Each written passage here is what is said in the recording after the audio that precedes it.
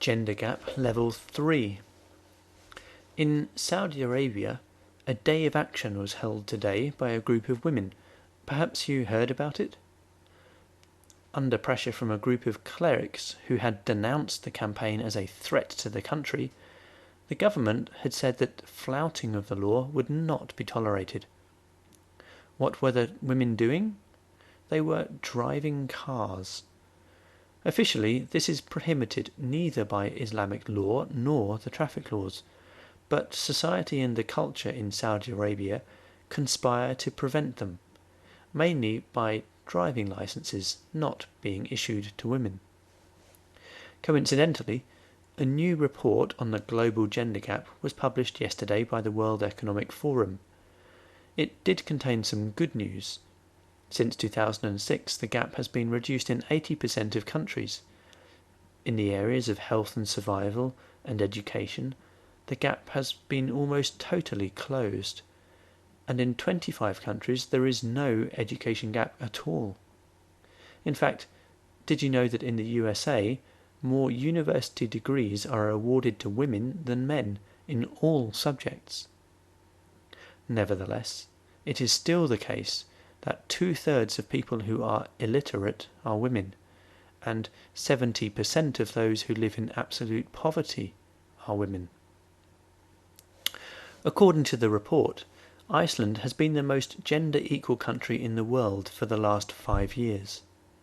It, Finland, Norway and Sweden all have a gender gap of less than 20%, which, a researcher said, was due to considerable investments over the long term into health, education, and into the balance between work and home life. And where was Austria ranked? 19th, behind Cuba, Nicaragua, South Africa, and the Philippines. Globally, the economic gender gap is 40%. Politically, it is even worse at 79%. A different survey of human resources in global companies has recently found that in India, only 23% of the workforce are women. In contrast, in the USA, 52% of all employees are women.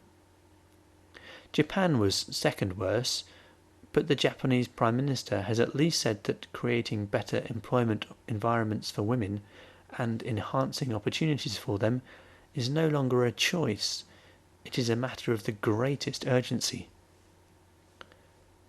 And where do you think Austria was placed in this survey? 4th from the bottom, ahead of Turkey. Did you know that only 29% of employees in Austria are women? The barriers to women in these global companies getting leadership positions are not labour laws or the lack of adequate maternity or parental conditions, but rather the masculine corporate culture and the general social norms. Now that sounds a little bit like the problem in Saudi Arabia, doesn't it?